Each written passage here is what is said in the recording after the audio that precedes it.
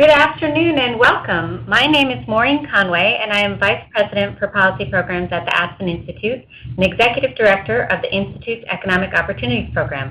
And I'm delighted to welcome you to today's webinar on expanding inclusive development through employee share ownership in opportunity zones. We have a terrific set of experts today for this conversation and I'm really excited for it. But before we begin, let me say a few words about the technology for today's webinar. Today's webinar is being recorded, and we expect to make the slides and the recording available through our website following the webinar. Second, we had a large number of registrants for this webinar, which is terrific, but it also is too many to open the phone lines for questions. So we'll be in listen-only mode throughout the webinar today. We'll be taking questions through the chat feature. You should see a chat box in a corner of your screen. It's usually in the lower left-hand corner. Please feel free to chat questions throughout the presentation as well as during the Q&A portion. We will be monitoring the chat feature throughout, and while we will likely hold most questions until the Q&A period, we will try to address requests for clarifications during the presentation if that seems more appropriate. Finally, if you should have technical difficulties, please contact Dan Lebednik at the email address shown on your screen, or chat your issues through the chat feature, and we'll do our best to get things working for you. Okay. So hosting today's conversation with me are my colleagues Joyce Klein, Director of Field, which is a founding initiative within the Economic Opportunities Program and which promotes business ownership as an economic opportunity strategy. And Dr. Joseph Blasi, a senior fellow with the Economic Opportunities Program, but perhaps better known for his long-standing work at Rutgers University School of Management and Labor Relations, where he is also the founding director of the Institute for the Study of Employee Ownership and Profit Sharing, where I am also now a fellow. Today's webinar is based on work that Joyce, Joseph, and I have been doing together with the Rockefeller Foundation, and we're very grateful to them for their support of this work and for today's webinar. In today's conversation, we will have an introductory section. Then we have a set of presentations in which Dr. Blasi will discuss the essentials of ESOPs. Catherine Lyons of Economic Innovation Group will provide an overview of opportunity zones, and Tomas Duran of Concerned Capital will cover the practicalities of how this works in communities and comments both on the opportunities and obstacles to expanding employee ownership in opportunity zone communities. And then we'll have time for Q&A with all of you. To begin the presentation, we wanted to share a bit about the Economic Opportunities Program. But first, I think we're going to have a little poll. So which of these describes your familiarity with our topic for today? Please click on all that apply. I know something about ESOPs. I know something about opportunity zones. I am fairly new to both topics. So check whichever of those apply to you and then press to see the results.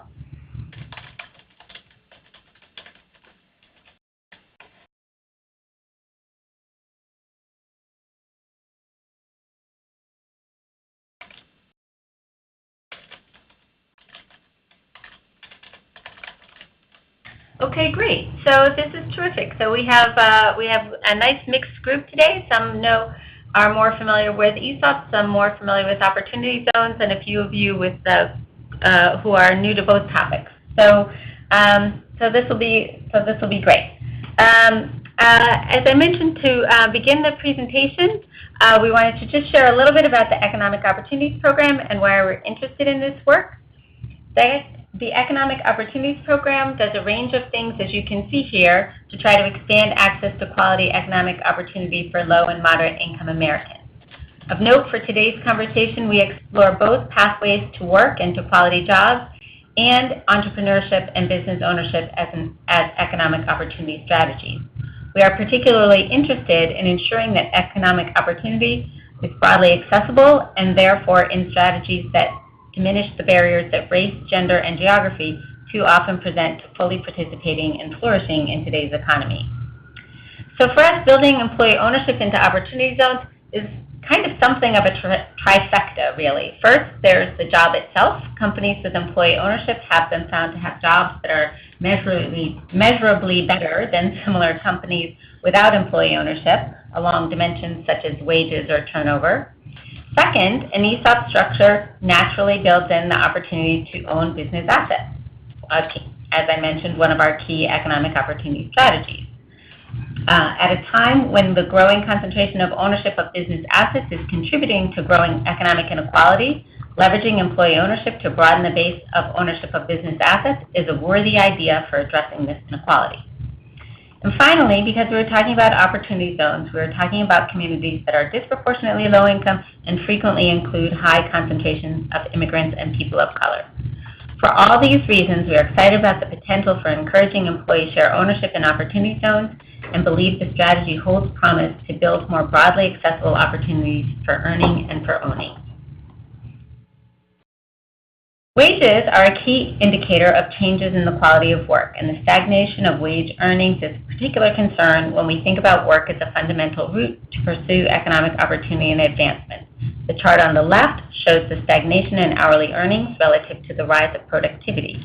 It's worth noting that since about 2000, the stagnation in earnings has largely been true for college-educated workers as well as high school-educated workers. The stagnation of wages shown in the chart on the left is related to the declining likelihood of children doing better than their parents, the fading of the American dream, shown in the chart on the right. Credit for the chart on the left goes to the Economic Policy Institute, and the chart on the right is based on the research of Raj Chetty and his colleagues. In this next set of graphics, we see some of the implications of this fading American dream. We live in a time of widespread economic security when families struggle to earn and to own. We see here both the disparities in income by race and ethnicity and the disparities in ownership of assets. In general, the inability of American households to build a small measure of wealth leaves them vulnerable to even minor economic setbacks and with limited ability to plan for future economic needs, such as retirement. Obviously, these are big economic and societal challenges, and figuring out how to facilitate ESOPs and employee ownership is not a cure-all, but it is a meaningful step that can move in the right direction. And that's why we are so interested in this work at the Economic Opportunities Program. In terms of the specific focus on opportunity zones and the fit of employee capital share strategies within qualified opportunity zones, this is an issue on which we are delighted to be working with the Rockefeller Foundation. It is now my privilege to introduce Rachel Korberg, an Associate Director at the Rockefeller Foundation, whose work focuses on economic opportunity in the U.S. Rachel will share a few remarks about the Foundation's interest in this work. So Rachel, I'm now going to turn things over to you. Thank you so much. So on behalf of the Rockefeller Foundation, I just really want to extend my appreciation to Maureen and Joyce and Joseph for all of your research and for organizing this webinar and the in-person convening that helped to inform it. And thank you to everyone on the line for making time to attend. We really appreciate you being here. We think this is an important conversation. The Rockefeller Foundation, like so many of us on this call, was an early mover on opportunity zones. We had the privilege of supporting governors in identifying opportunity zones. We've worked with the Kresge Foundation to release a expression of interest process to gather compelling ideas from fund managers and help shape the market. And we're supporting the U.S. Impact Investing Alliance in trying to convene and mobilize foundation presidents on opportunity zones. And all of this work, of which this important conversation led by the Aspen Institute is part, all of this to help shape an opportunity zones marketplace that ultimately leads to significant and real impact for communities and in the lives of low and middle income people and workers. And also that doesn't create additional risks or harm for those communities and people. This work on opportunity zones for us at Rockefeller is part of our broader commitment to expanding economic opportunity in the U.S. And for us, that's really anchored in a belief that if you're working in the U.S., you should be able to meet your basic needs and plan for the future and ultimately achieve economic mobility for yourself and for your family. And that is just not the reality today, as we just saw in the data that Maureen walked us through, even in this historically tight labor market.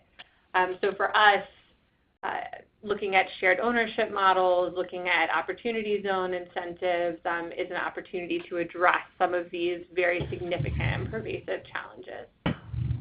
So when Aspen came to us and proposed exploring whether and how opportunity zone funds could invest in shared ownership business models, we just thought this was a fantastic idea and really a natural fit. So we're very pleased to be supporting their research here.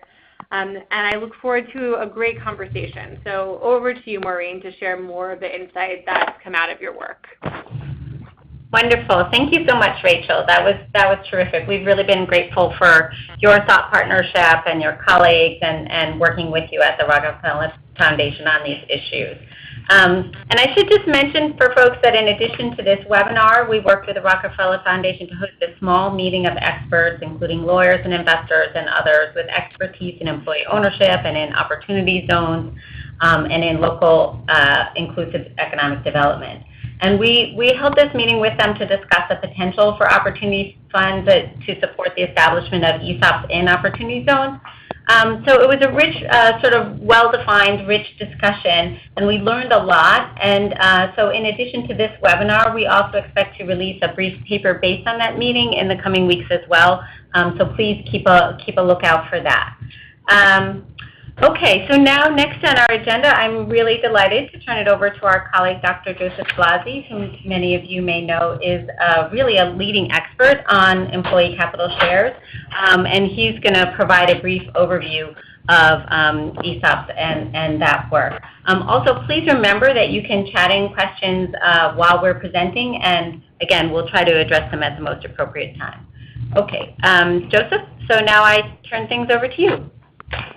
Well, thank you, Maureen and Joyce, and thank you, Rachel, for the Rockefeller Foundation's work with us.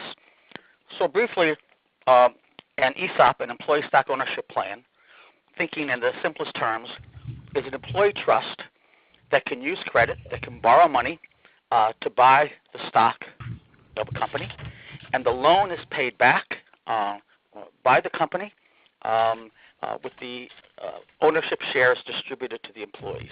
Note, the employees are not buying the shares with their savings. So looking at this slide, ESOPs represent an ERISA-qualified defined contribution plan, like a 401k plan, that can buy equity of the company, sponsoring the plan for the benefit of employees. A nice feature is that ESOPs have to include virtually all employees of the firm. It's the only ERISA-qualified plan permitted to borrow money to purchase employer stock, and it's not required to be diversified. Shares can be purchased from selling shareholders or from the company, as in newly issued shares. ESOPs were part of ERISA, which was enacted by Congress in 1974 to provide a way for employees to participate in their company's equity appreciation. The legislation provides significant tax benefits to selling shareholders and sponsoring corporations. And relevant to opportunity zones, the selling shareholders are often retiring business owners or owners of companies that want to include employees in equity ownership. So next slide. So I want to start off with some key facts about ESOPs. There are approximately 6,000 closely held ESOPs in the United States, covering close to 2 million employees. In most cases, ESOPs are created, as I noted, when business owners convert their equity to ESOPs when they retire. Basically, the company will set up an employee trust, the trust will borrow money, and will use this money to buy out the retiring business owner. Most conversions to ESOPs, as we now understand, are financed with debt. Those are called leveraged ESOPs. But some transactions can include equity or equity-like investments called structured or preferred equity. But we're not going to get into those mechanisms in any detail on this call. Given the complexity of establishing and managing ESOPs, smaller firms, fewer than 50 employees, can convert to worker ownership using worker cooperatives, although it will be possible for worker cooperatives to also be used to buy larger firms. So let's now move to the next slide. The benefits to ESOPs for workers we understand largely through research. Across all ESOPs in the United States, using the Department of Labor's most recent numbers, the average wealth per employee is $134,000. But that masks over employees who are with a company for a year versus 20 versus 30 years. We've done another study where we see that for employees with companies more than 20 years, this is closer to $200,000 to $250,000. Employee share ownership, we find in other research, combined with supportive corporate culture, is associated with higher quality jobs as measured by compensation, benefits, employee retention, and satisfaction. Companies with employee shares, such as through an ESOP, have shown greater resilience in economic downturns. They performed better than peer companies on many measures. And in the most recent recession, companies with employee share ownership were less likely to lay off employees or close than companies without employee share ownership. So now let's move to the next slide. So we've already discussed the benefits of ESOP for workers in terms of the average wealth that workers can build up, especially after 20 years. Now we'll move to the next slide, more benefits of ESOPs for workers. As noted, when you combine employee share ownership with the support of corporate culture, we observe higher quality jobs. And this is based on a very large study, actually earlier funded by the Rockefeller Foundation itself. Companies with employee shares, such as through an ESOP, have shown greater resilience in economic downturns, and as I noted, they perform better than peer companies and had fewer layoffs in the last recession. So we'll move to the next slide now. We want to look at some equity participation in terms of economic inequality, that kind of equity. The value of employee share ownership among male workers, this is slightly different data. This is from the General Social Survey of the United States. So this includes all forms of employee share ownership in the United States, just ESOPs. These numbers would be larger for ESOPs. The average for the whole United States of all forms of employee share ownership, including ESOPs, worker cooperatives, etc., is $57,942. And we see the median is just over $13,000. But look at the man and woman figures to the right on that slide. We see that it's $57,942 for men, the average, and the median $39,000. But for women, the average for men is $57,000, and the average for women is $39,000. So we see the gender gap. Let's look at the race gap. Look to the right. We see, again, the average for white workers is $52,306. The average for African American workers is $35,062, and for Hispanic workers, $29,847. So clearly there is a racial wealth gap and a gender wealth gap with employee share ownership.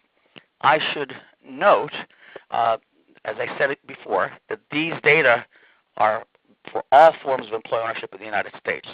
Because ERISA says that ESOPs need to treat all employees at least as equally as their relative salaries, we see a more egalitarian tendency in the numbers in ESOPs. Let's go to the next slide now. So the benefits of ESOPs for communities and opportunity zones, well, it's because there are 2.34 million small to medium-sized businesses owned by baby boomers, and they have about 24 million jobs and $1 billion in payroll and $1 billion in sales. And these baby boomers are set to retire in the next 10 years based on data that you can see on the Project Equity website. So we now move to the next slide, and we understand based on an analysis of where ESOPs exist in the United States that in qualified opportunity zones, grocery stores, convenience stores, fast food, casual dining, emergent health care, home health care, warehousing, logistics, hotels, apartment property management, security services, and manufacturing could very well be used for ESOPs.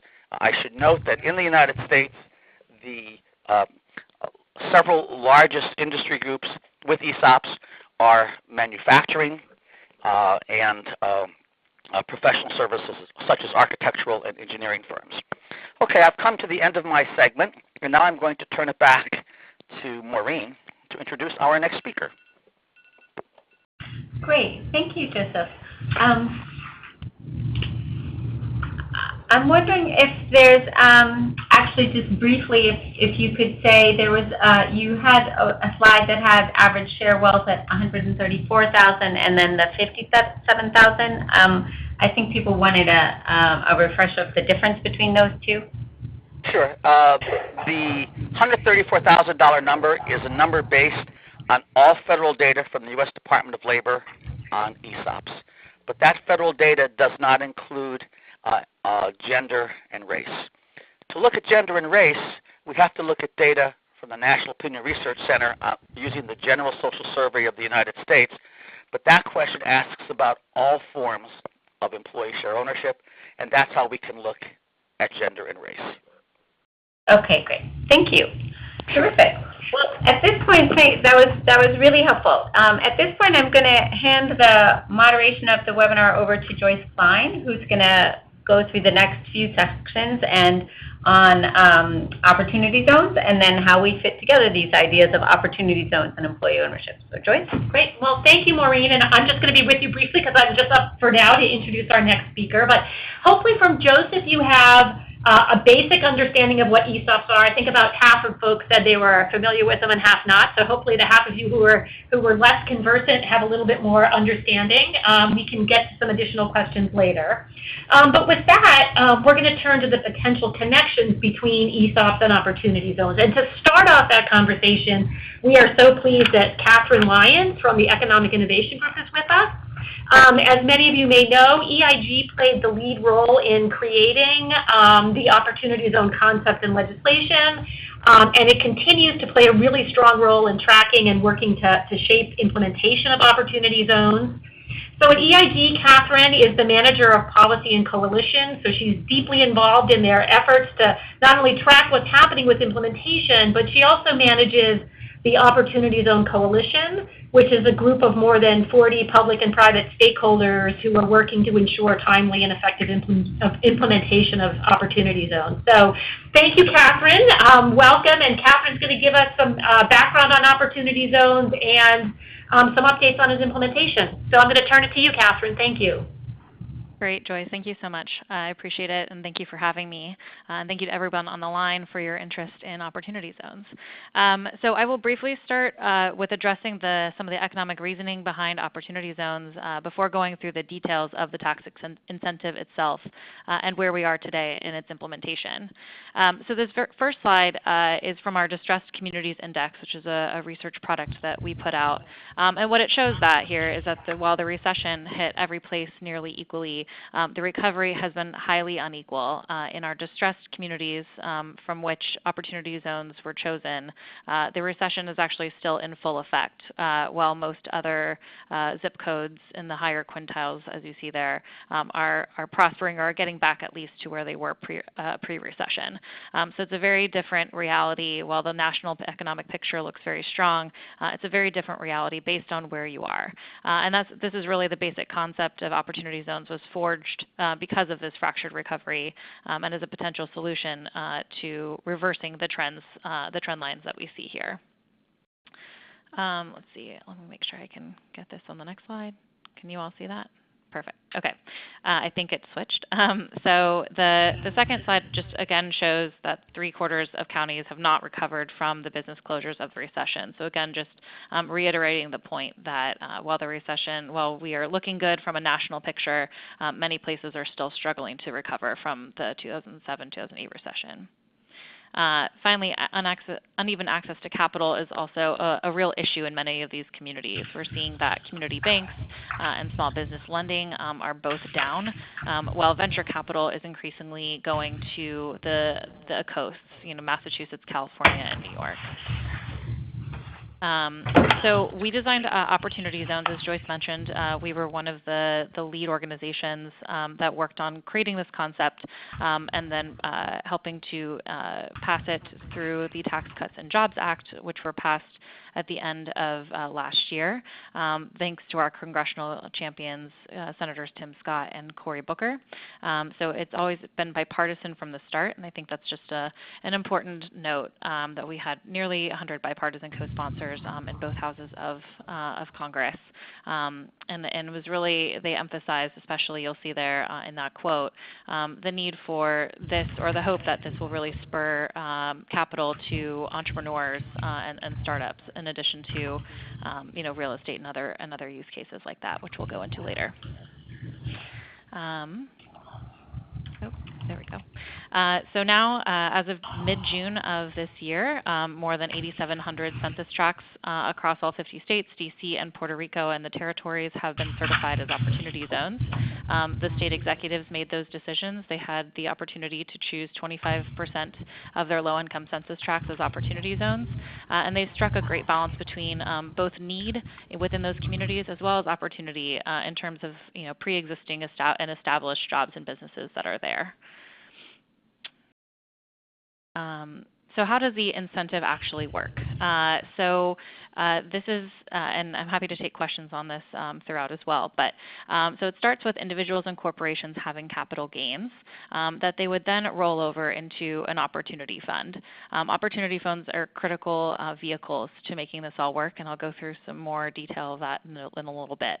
So then the capital gains that are rolled into the opportunity funds will then invest in either stock in a qualified opportunity zone corporation, interest in a qualified opportunity zone partnership, or actual tangible property that is used in qualified opportunity zones. That's kind of the simple version. There are a few other qualifications and various tests that the statute does lay out, but we can get into the details if there's time later for that. And we're also still waiting on some additional clarity there with regards to the regulations.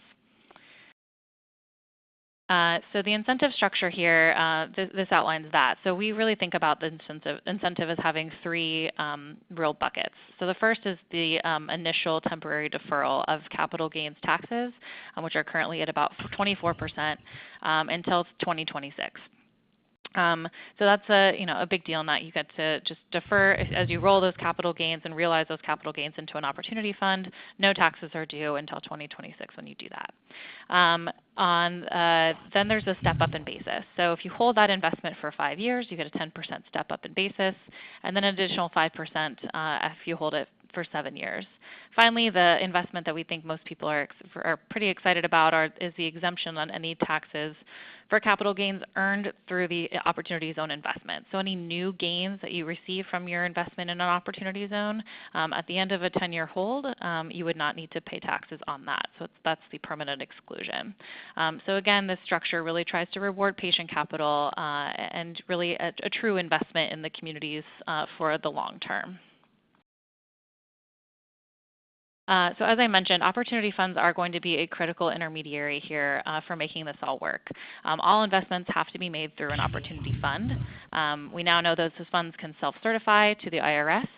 There's a draft form that is currently available for the public to see and respond to. The private sector is responsible for establishing opportunity funds, but we're also hearing from some state and local governments or other entities that they might be interested in doing so as well. The one real restriction here is that funds have to invest at least 90% of their capital in qualified investments in opportunity zones, and there will be regular audits to ensure that is the case. We anticipate that opportunity funds will also come in many shapes and sizes, as you see there on the slide. And if we go to the next slide here, we'll also see that as the market matures, we expect opportunity funds to look increasingly different. Right now we're seeing a lot of single investor, single asset funds, but we hope, especially as the regulations begin to clarify, that we'll also see multi-asset and multi-investor funds start to develop. So what are some potential use cases here? I think that really the world is our oyster. There are many opportunities here. Sorry, it's really hard to not say opportunity when we talk about opportunity zones.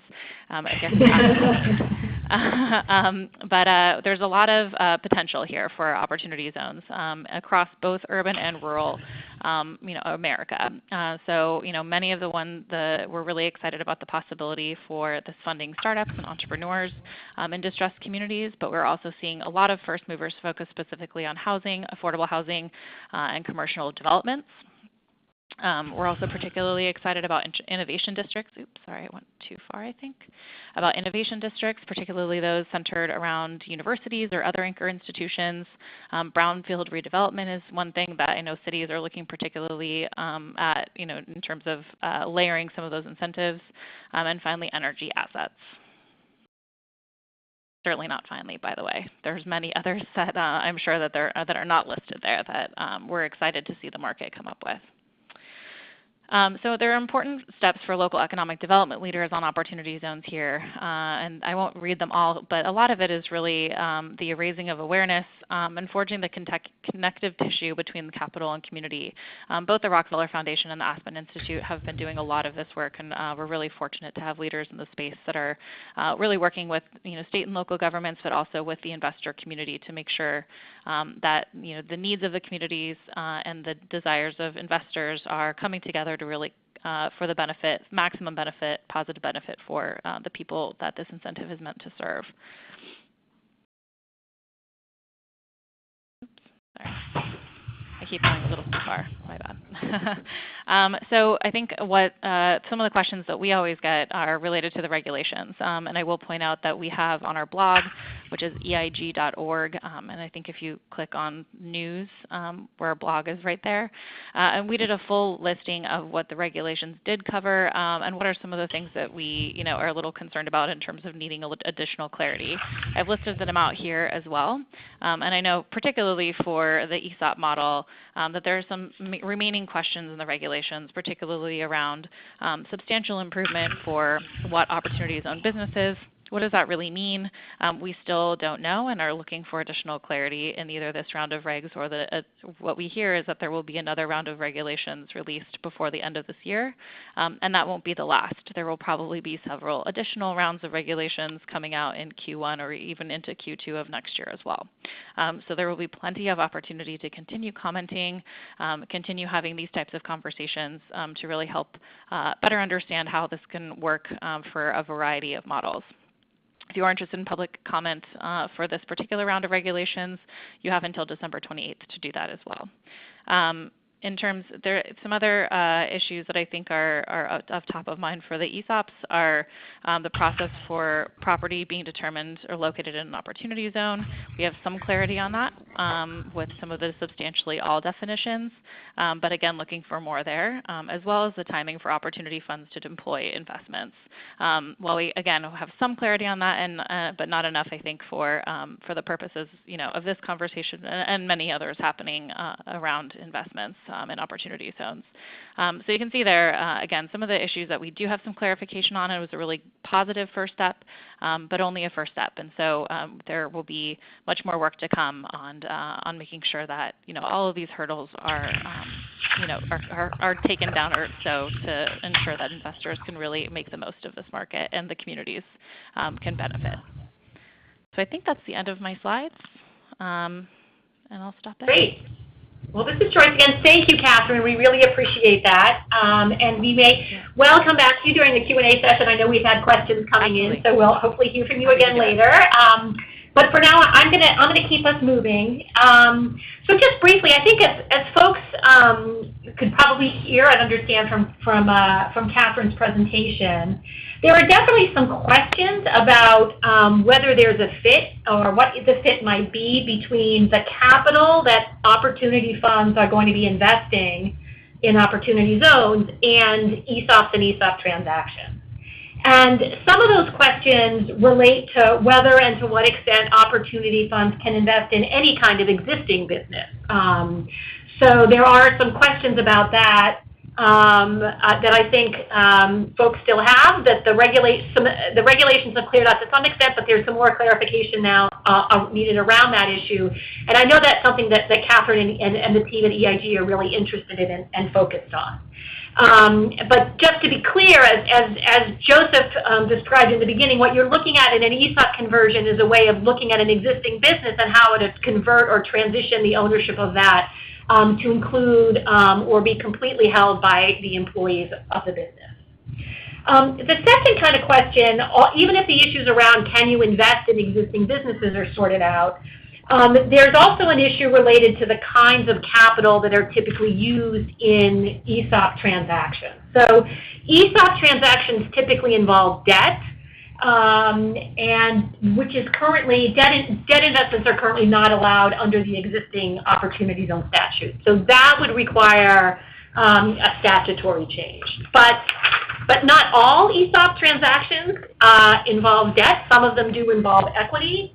So some additional regulatory clarification could help there.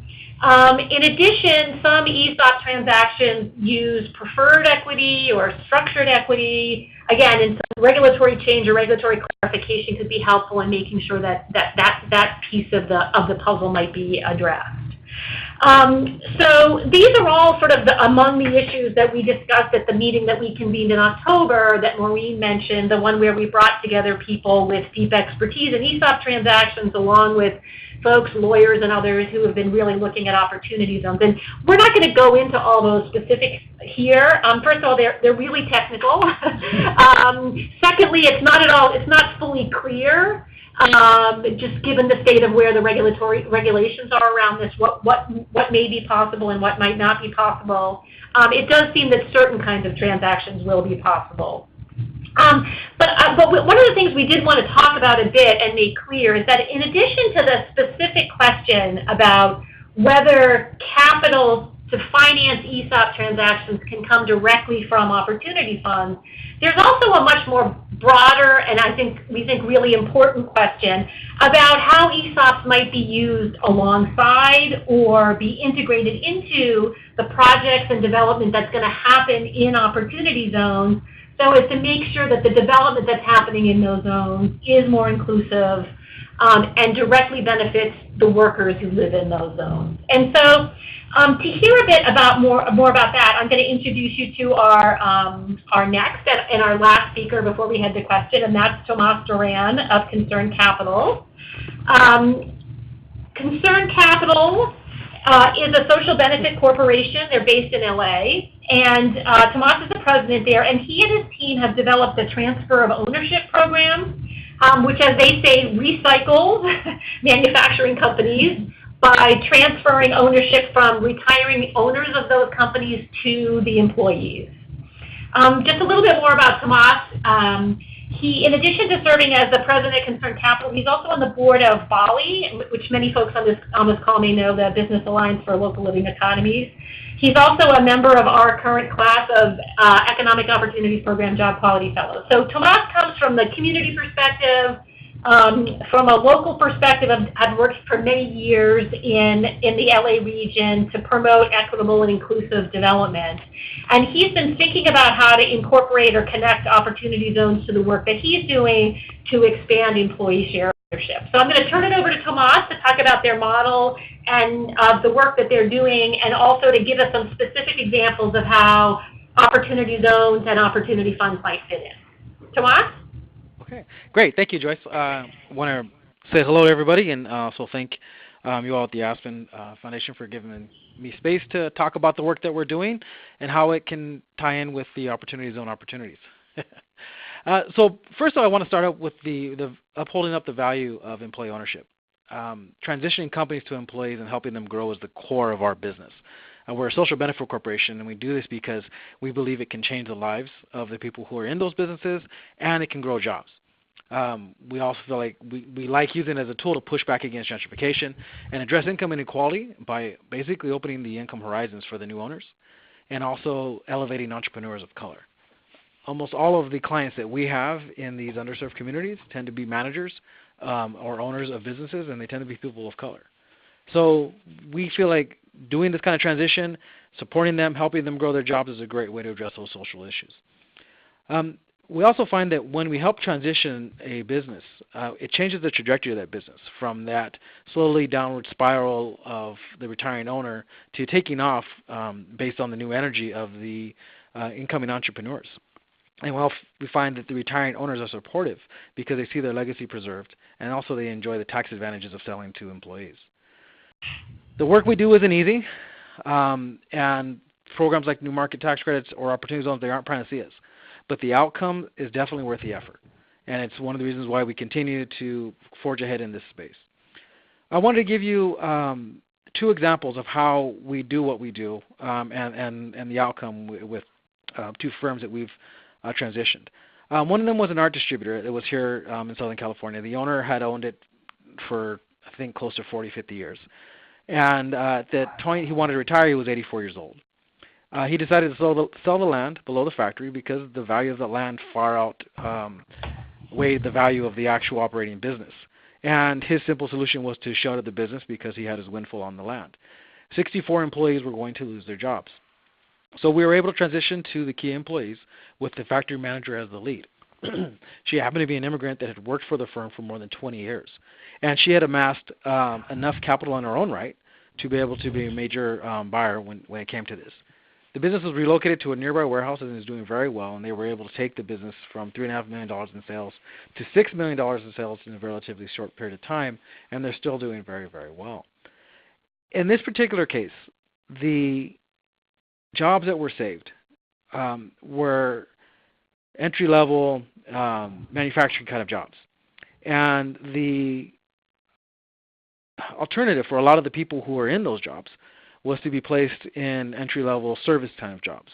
And their income potential and their opportunities were going to be severely limited because this type of job was going away. So not only did we end up saving those jobs, we were able to really empower a lot of the people there to take control of their financial destiny. Another one we just recently did was led by a decorated veteran. Another owner who wanted to retire and sell the business. Again, he ended up selling the land because in LA, a common occurrence is the land ends up being worth more than the business. And he just wanted to shutter the business. So the veteran restarted the business, saved 6 jobs, and hired 2 new people. And in both cases, the clients of these businesses were so excited that the employees were taking over that they started directing more business towards them and treating them a lot of times with preferred status with regard to paying for their goods. This group has already hired in the last month 2 new employees, and they're close to $1.3 million in sales.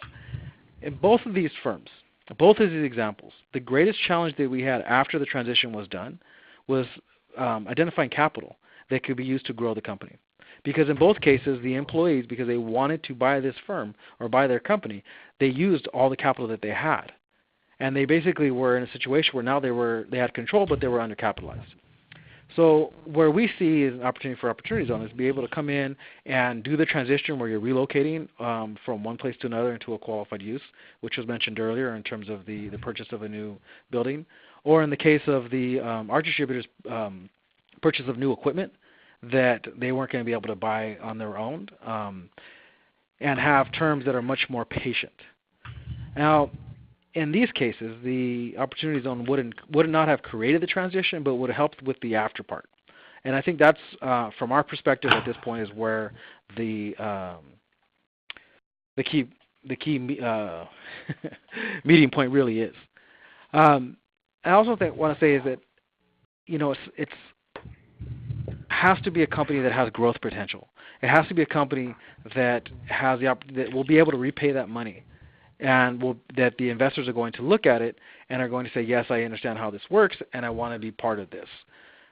Employee-owned companies and convergence are not startups. We like them better than startups because they have a track record that you can value and that you can actually work with, and they're a lot safer of a bet.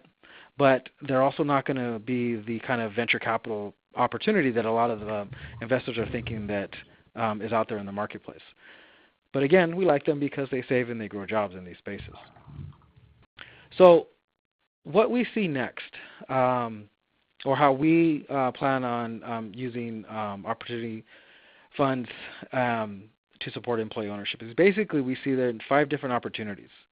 When you have a investor who has significant capital gains that they want to defer those taxes on, and you can direct that into a business, and they can be, an owner in that business. When there's a particular product of that business that an investor may really, really like and wants to support. When you have a mission-aligned investor who wants to support employee-owned businesses and the growth of ESOPs and other types of conversions. Or if you have a specific use that that employee-owned business is going to do, for example, relocating or purchasing another building. And then last, which we hope to see a lot of, but we're not sure how big the market space is actually as a way for the employees who are buying the business and who are liquidating their own assets to buy the business to defer some of their capital gains by using the opportunity zones funds. So let me give you, so those are the examples. And I think the thing that we keep in mind, because we're in this space and because we're working with these operating businesses, is that the opportunity zone, while it's helpful to have that patient money, it's not going to remove all the barriers that have created, that are making these areas underserved. You still have to find a lender that wants to lend. You still have to find people who are going to, be willing to support the business of the growth of that business. And the opportunity zone money, may not be 100% of your capital stack. If you're looking at trying to get in other pieces of the pie, you're still going to have a lot of those challenges that were there before the opportunity zones were created. So that's my part in a nutshell. Back to you, Joyce. Terrific, Tomas. Thank you. You covered a lot of ground real quickly but well, and so we really appreciate that. So with that, we've had a bunch of questions come in, and Maureen in particular has been tracking them, so I'm going to turn it to her to sort of queue up some of the questions that have come in and direct them to our presenters for responses. Sure. Thanks, Joyce. So I think, maybe I'll just start with sticking with the opportunity zone questions first. And, so we have this one question that came in about, I can't say it.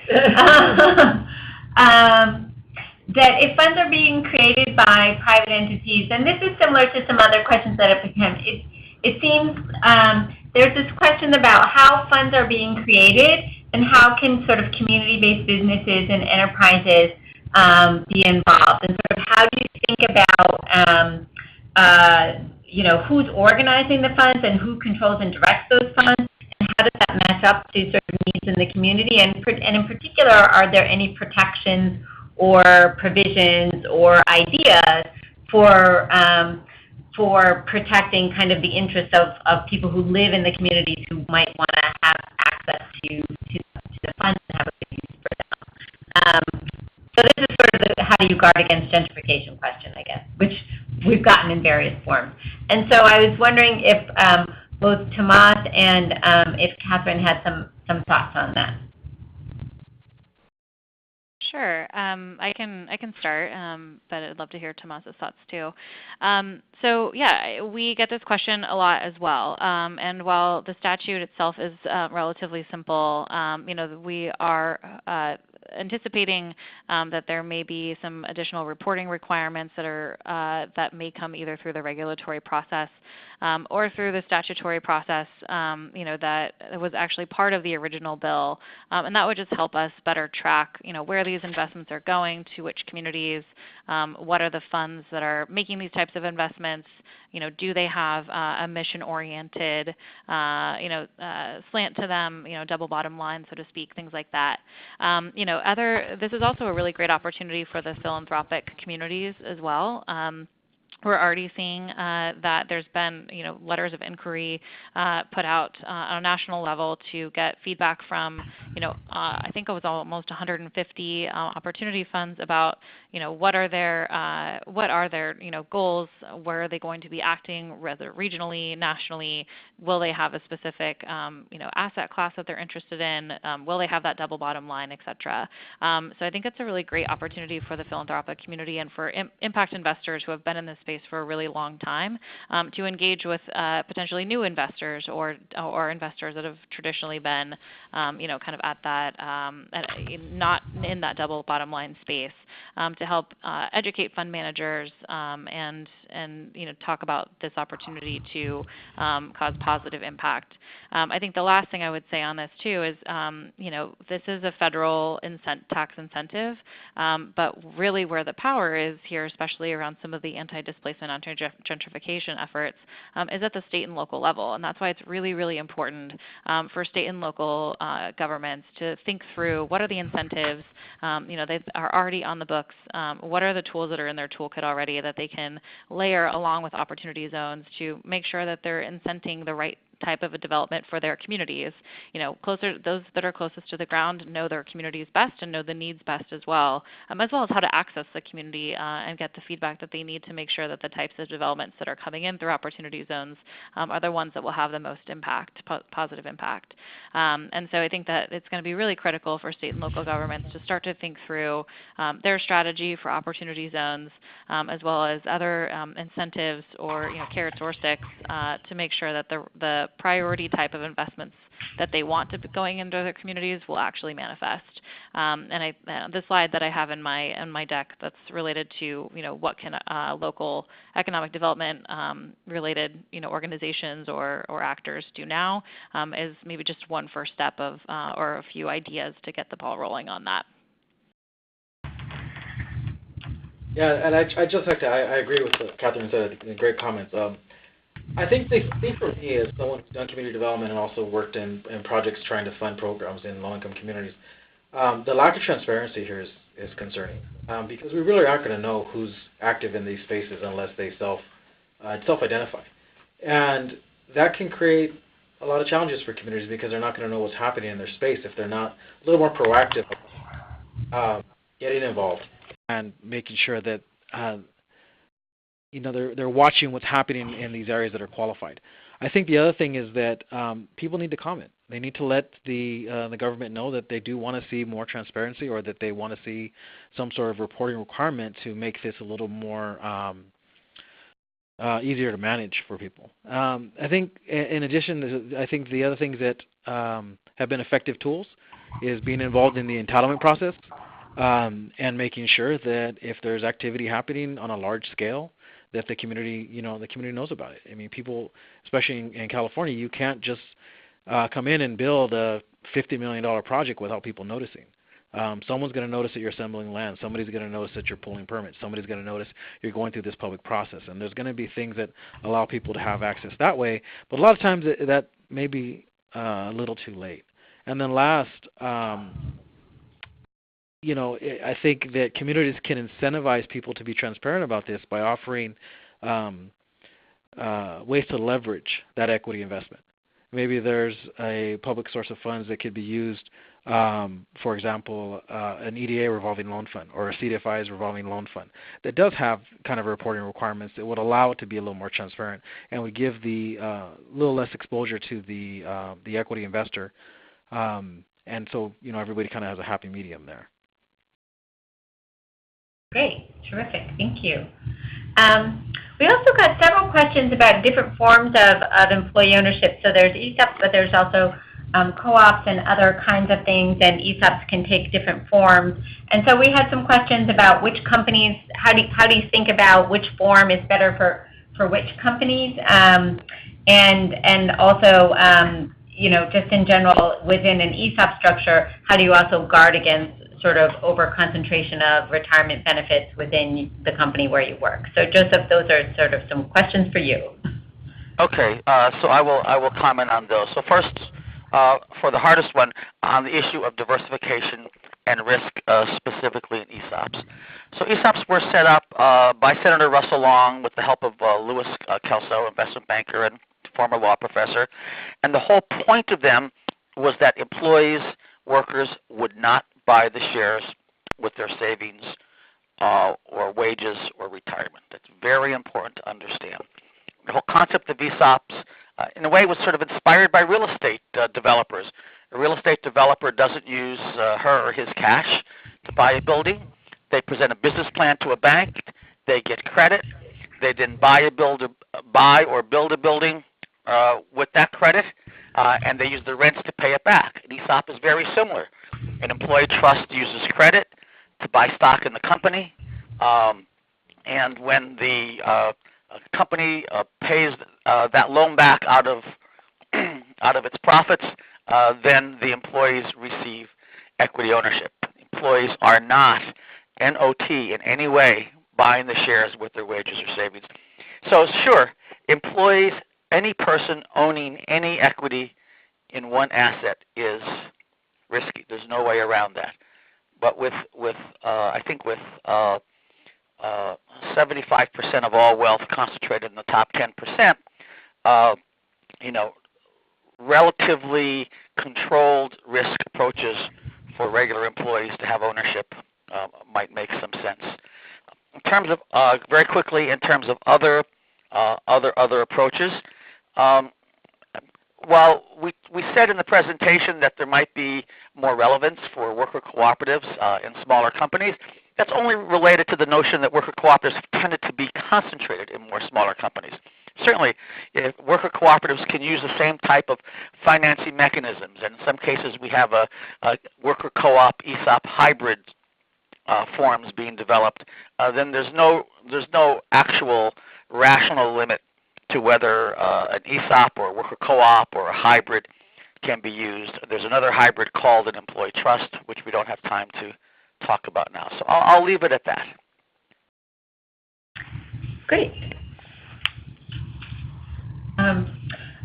Okay. I guess I have time for a couple more questions. Another issue that came up is, sort of one of the barriers to expanding employee ownership in opportunity zones and in a variety of places is raising awareness. And there was a question about what are strategies to raise awareness among business owners about the opportunities for employee ownership and whether there's a role for employee ownership centers in that. I think this is a Joseph question. I think this is a Joseph question, although Tomas may have a perspective too. Did you want me to comment on that question? Yes, please. Yes. Yeah.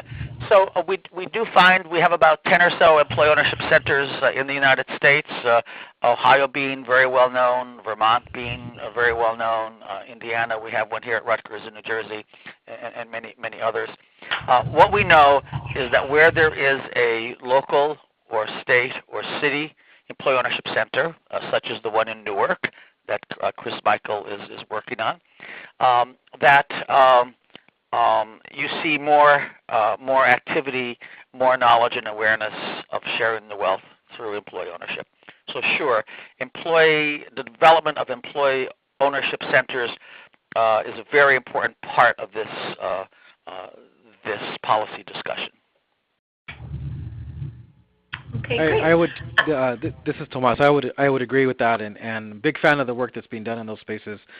Out here in Southern California, there's a lot less knowledge about that, and so I think that there's absolutely a role for increasing awareness. But I also think that it takes a lot of different approaches to talk to people and get them comfortable with this kind of concept. Okay, so I'm looking at the time. We have many more questions, but we're running up against our time. So unfortunately, we're not going to be able to take all of them. One of the things I want to say, just apropos of that last question, is that I think we agree that awareness raising is important, and it's one of the reasons we're doing this webinar today, and we've been working on this topic because we do really feel that one of the critical issues around spreading employee share ownership strategies and employee ownership strategies is really that awareness question, and that opportunity zones may be an opportunity, as Catherine said, it's hard to talk about these without using that word many times, may be an opportunity to raise awareness and to get people thinking about the role that they can play in increasing equity and inclusion in the development that's going to happen in these communities. So just as we close, a couple of things. One is we didn't get to every point. We knew this was a complex topic, and we weren't going to be able to get to all of it. So we do have some sources of additional information. They're listed here on this slide, and as we mentioned before, hopefully you saw the message out through the chat, but we will be sending a copy of the slides and a recording of today's webinar to everyone who registered today. So if you just look at this, you can find out more information on the Economic Opportunities Program. If you're interested in more information and more about ESOPs, we did an event on this in May, and on our website you can find a link to both the recording of that live public event as well as a backgrounder that presents more of the research that Joseph and his colleagues have done on more information on employee share ownership. For more information on opportunity zones and the wealth of resources that EIG has put together, there's a link there as well as Catherine's email address. So just some key takeaways that we hope you will glean from being with us today. What we really want to share is that, and again, this is something that Tomas really alluded to. There is some potential to use opportunity fund capital to invest in some transactions that involve ESOPs. And it's going to take some creativity to figure out where that might fit. Tomas suggested once you've done the transition and you want to grow the company, that may be a place. There may be other opportunities as well.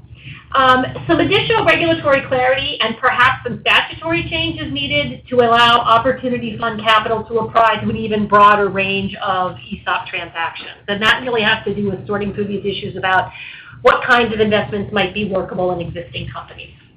But perhaps most importantly, we think there's a lot of opportunity for creative thinking about approaches to integrating a wide range of forms of employee ownership into development that takes place in opportunity zones. And one of the things that's come out of the meeting that we had, as well as some subsequent conversations, are really some creative ideas for thinking about how to connect employee share ownership strategies to the development that will happen in opportunity zones, whether it's encouraging the real estate companies that are building and managing property in those zones to create ESOPs to give their employees an ownership stake in the appreciation that's going to happen in those land and those buildings, whether it's encouraging other existing companies in opportunity zones to use ESOPs to allow employees to benefit, again, from the growth that's going to happen because of the investment in those zones. Folks have raised the issue of whether ESOPs could be a way of allowing the folks who invest in qualified opportunity funds to exit at the 10-year point where they're trying to get their money back out of those zones. So we think there's a lot of opportunity to really be creative and to engage with folks at the community level who are really interested in making sure that the folks who benefit from opportunity zones are folks who live and work in those communities. So we're going to be continuing to work on this and mull it over. We will share that information with you as it comes out, and we hope that you think about that as well. And we can all work on this together. So thanks everyone for joining us today. Thanks to all of our presenters, to Tomas, to Catherine, to Joseph for your time. And we'd like to thank Rachel again and the Rockefeller Foundation for their support. Have a great day, and we hope you'll join us again for future webinars.